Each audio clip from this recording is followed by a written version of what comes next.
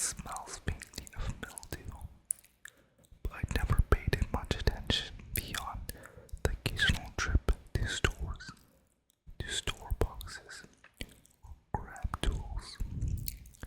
Until last week, I was moving some old furniture when I noticed a draft. At first, I thought it was just the basement being drafty as usual, but then I realized it was coming from behind one of the shelves. The air was colder, almost icy. Curious, I pulled the shelf away from the well, and that's when I saw it. A small wooden door, barely taller than crawl space hatch, covered in peeling paint. I stared at it for a long time. It wasn't on the house inspection report when I bought the place, and I'd never noticed it before. It had no handle, just a keyhole. I should have stopped there. I should have walked away, but I didn't. Instead, I grabbed my toolbox, picked the lock, and swung the door open.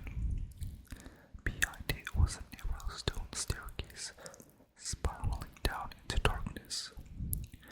The air that rushed out smelled wrong, damp, metallic, and faintly sweet like rotting fruit. Against every ounce of better judgment, I grabbed a flashlight and started descending. The steps felt endless. The farther I went, the more the walls seemed to close in. When I finally reached the bottom, I found myself in a small, circular chamber made of smooth stone. In the center was a well. It looked ancient. The edges weren't smooth as if by centuries of use. Here's where it gets weird. As I shined my flashlight around, I noticed something scratched into the walls. Words. Over and over. The same phrase. Do not look down. I backed away from the well, heart pounding, but then I heard it. A soft, wet sound, like something shifting in the water. My flashlight flickered, and in the brief darkness, I swear I heard a whisper, faint, like it was coming from miles below me. Help me. I should have run. I should have bolted back up the stairs and sealed the door forever. But something about that voice, it didn't sound threatening. It sounded desperate.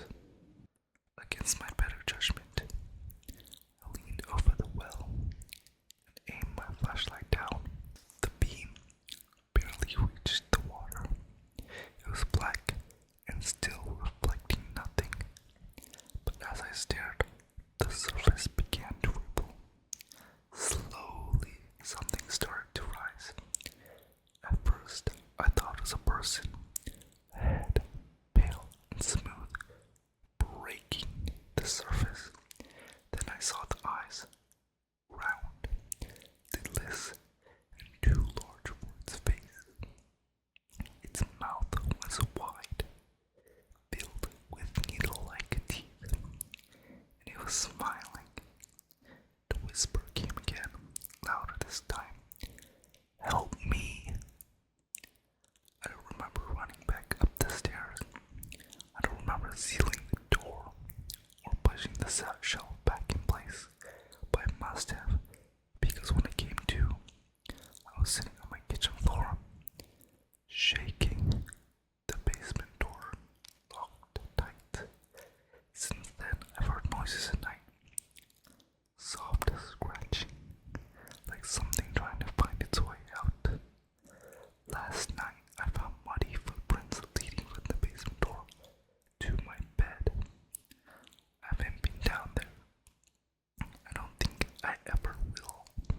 The scratches are getting louder, and I can't help but notice they're starting to sound like words.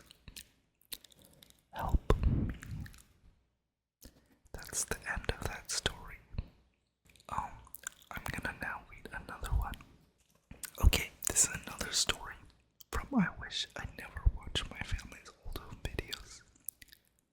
Oh, that's what it's called, and it's from r/scary story on Reddit by Apache Blackwater. Let's begin. My sister found the tapes in the attic after the funeral, hidden away in a cardboard box filled with a dozen or so tapes. Our father's version of a time capsule, I suppose. She gave me 3 of them before I left to return home, stored in a Ziploc bag, as if she thought they'd rot or leak if left unsealed. I think Dad meant for you to have these, she said. Her voice distant, kept them separate from the others. At the time, I didn't think much of it, just old home movies, nostalgia, maybe, or his version of a time capsule. And it wasn't until 2 weeks later on a rainy Wednesday night that I started digging through them. I'd had too much to drink. I felt sentimental. The tapes were high-8 cassettes from the late 90s. On them were handwritten labels written in an elegant hand. Springfield trip at 93 First Steps, 1994 Xmas 95. And under each label, Nate, my name, had been scratched on with a black marker. There was something comforting about the handwriting. Familiar, but not quite. A strange nostalgia, like remembering a dream from someone else's childhood. I found an old camcorder Dad had bought me back in the day, plugged into the TV with a mess of Frankenstein cords, stuck the oldest tape in, and hit play. The screen flickered. Static. Then, a baby me. I guessed, being held by a woman I didn't recognize. We were in a wide field. Must have been summer. She had curly brown hair, big sunglasses, and a laugh that came from deep in her belly. She looked happy. She looked in love, but not with me, with whoever was filming. That's it, sweetheart. A man's voice chuckled from behind the camera. Get a close-up of those chubby cheeks. The woman cradled the baby, me, up towards the lens and winked. That's our boy, she said, and then turned towards something off camera. Her smile faltered slightly. The camera panned over. In the distance, near the tree line, stood a figure.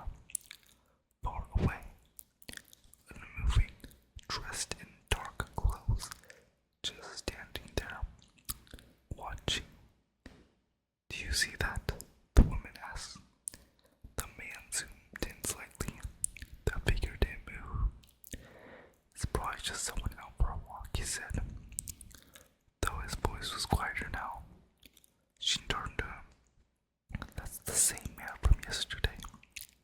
Frank.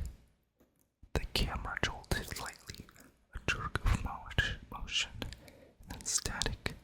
Hard cut. I rewound and played it again and again, unsure of what to make of it all. A creeping chill crawling up the back of my neck. The second tape was First Steps. Same woman, same man, same baby Nate, but this time something was off. The house didn't match my memories. The wallpapers wasn't the one I grew up with. The couch was a different color than in any family photo. When I took those first steps, wobbling and laughing, I fell into the arms of that same strange woman. She kissed me on the cheek. You did it, my big boy. In the background, through the window, at the edge of the yard, just beyond the fence, the same figure. Still staring. I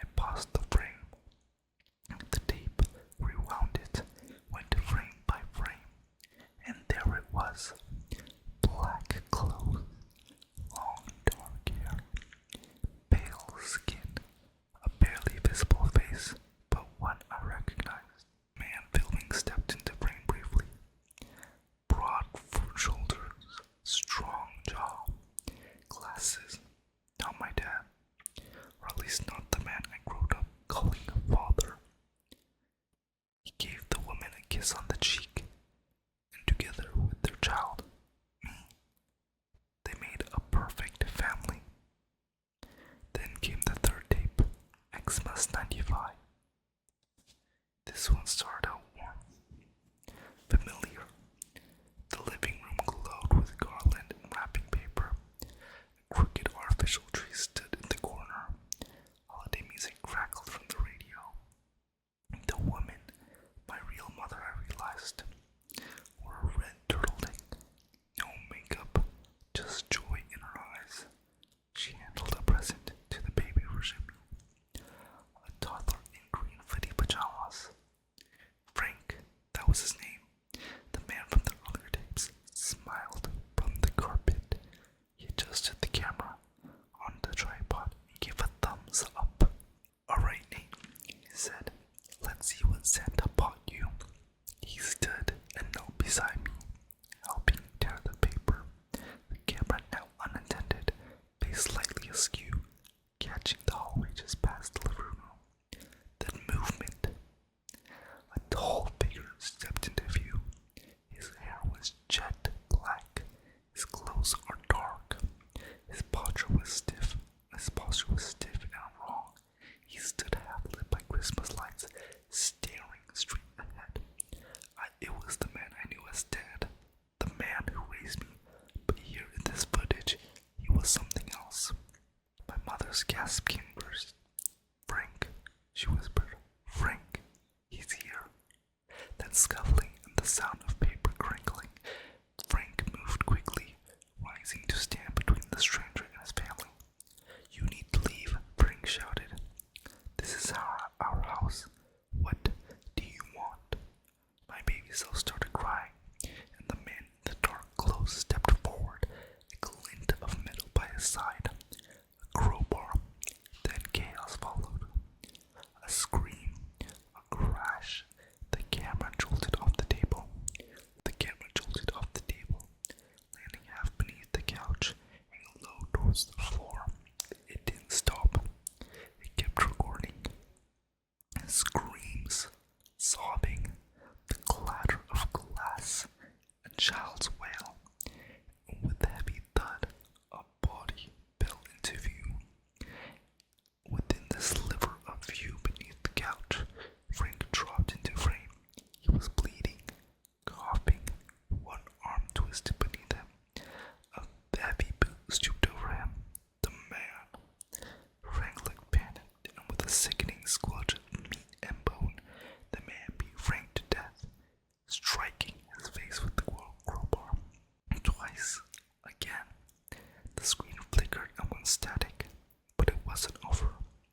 After a few seconds, the tape resumed. A different house, a different Christmas, new wallpaper, new tree, quieter.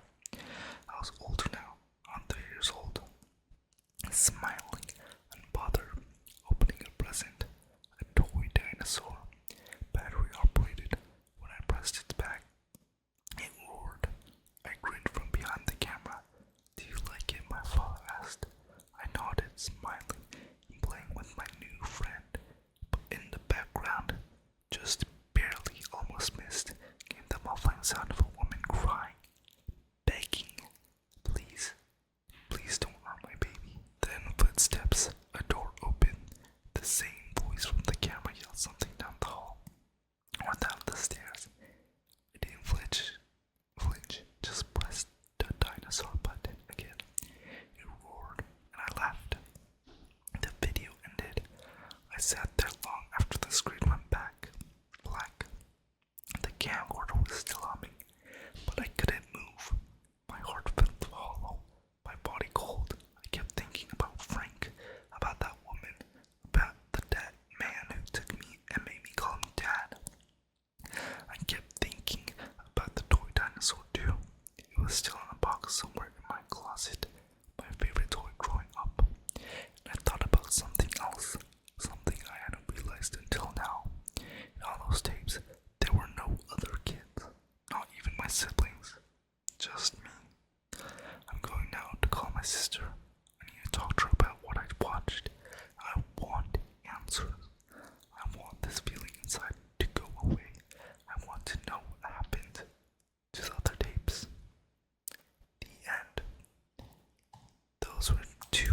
scariest